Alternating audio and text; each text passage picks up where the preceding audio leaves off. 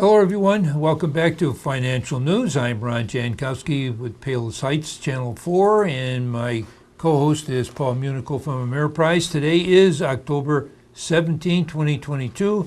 Paul's going to give us an update as to what took place last week, Paul, and when you're finished, I'm going to give the last-minute news that came in from Ameriprise this morning. Great. Thanks, Ron.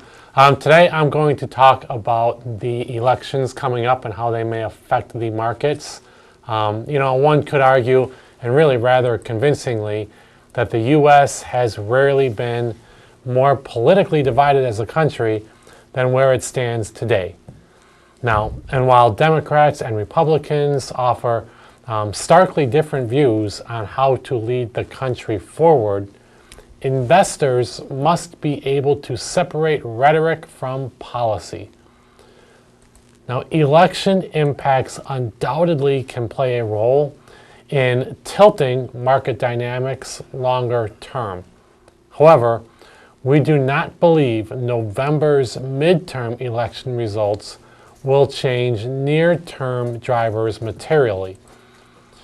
In our view, this year's election is taking a back seat to other more pressing market matters, such as the path of inflation, the level of interest rates, and the direction of economic profit and growth.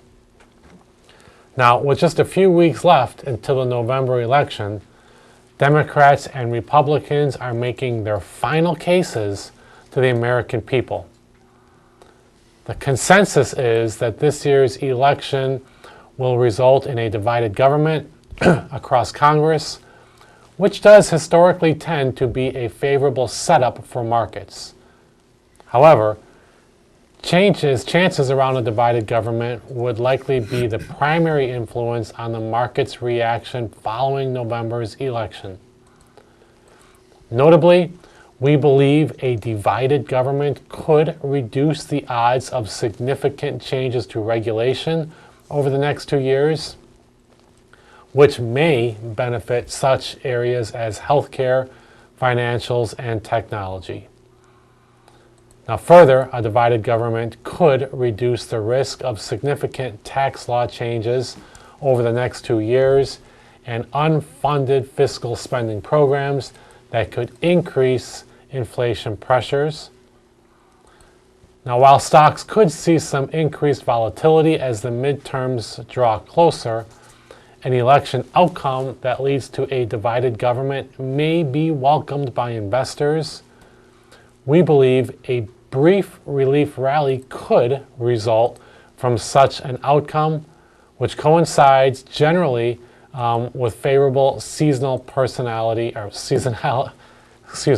which coincides with seasonal favorable patterns at the same time of year. But for a longer-term perspective on elections, term cycles, and market economic impacts, please just reach out to me directly. I've got a lot of data on this topic, and I'll give my number at the end of the show, as I always do. But if you've got more questions on this topic, you can call me at 708-226-3412. Okay, and as of this morning, Ameriprise had passed this information on. The U.S. stock futures are rebounding over 1% this morning after last week's drubbing saw. The S&P 500 dropped 1.5%. Last week ended rough for the markets, so seeing a bounce is not unexpected. But again, as we always say pretty much every week on this show, the futures don't mean that's how the market's going to close. It's just an indication of how they're going to open. We sure found that out. The market in Asia closed mixed with a steep loss in Taiwan, while Japan was up 1.2%. Europe is broadly trading strong at this point. Not necessarily. I mean, it's kind of a global recession almost that we're in. So there's a lot going on over there, and they've got other issues coming into winter and energy prices that could affect things over there pretty significantly. So they've got their problems just like we have ours. Treasury yields are lower, with the 10-year back under 4% and the 2-year under 4.5% after the big rally in UK bonds. Yeah, I mean, rates lower means if rates are down, prices of bonds are up. It's an inverse pattern. So. Yep. Bitcoin futures are up 1.2%. Gold is up 1%, and WTI crude is flat after dropping 7.6% last week. Well, if they dropped last week, I didn't see the gas prices dropping, so I don't know how much of this is accurate. But I also want to add the year-to-date index percentage returns. S&P 500, a minus 23%. Dow Jones, a minus 17%. NASDAQ, a minus 34%. Well, just like we talked about the futures, not meaning how the markets are going to close, those numbers you just read, as bad as they are on the negative side, that doesn't indicate how the year is going to end. We still got a few months left, and we are heading into a period where potentially we could see, just based on the data I read with the elections, it's potentially we could rebound a little bit, but only time will tell. More than likely, we will have some rebounds, but then we will also have some corrections. With midterms, anything can happen. Anything can happen. Yep, exactly. Well, thank you, Paul. Stay with us, and we are going to be right back with our show called Your Money. Paul always has an interesting topic. Stay with us.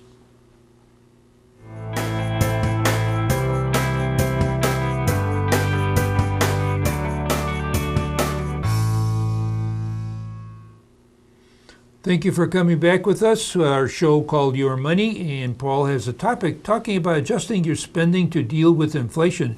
And obviously, you really have to pay attention to what you're doing with your expenses, right? Prices are high, and yeah, we're going to give some tips on some ways that you probably may have thought of, but if you haven't, some ways to potentially save some money to help get through these times. Okay. It's no secret that as Americans, we're experiencing shrinking savings as high inflation persists. Now, while many people have come to terms with rising costs, there are some minor adjustments that can potentially make a big difference to help reduce the sting on your finances. So today we're going to go over some tactics to consider. Tactic number one, pare back on convenience services. So during the pandemic, many of us turn to convenience services that come at an extra cost. Did you get in the habit of takeout delivery from your favorite restaurants? Or are you paying to have your groceries delivered? And are you shopping online and spending extra for shipping? Now, you might be surprised by how you can save by running errands on your own. It's little things that add up over the course of time that could make a difference. So that's one thing to consider. Second point, consider canceling unused subscriptions and memberships. So again, do you subscribe to multiple streaming services? Or are you getting packages in the mail from box subscriptions that became popular during the lockdown? Or maybe you're paying for one or more club memberships that you're not using. Really you got to decide what you can live without, then cancel any that aren't necessary, and keep more dollars in your bank account after each week and after each month. It's obvious, but look for deals out there. Talk to your cell phone provider to review your plan.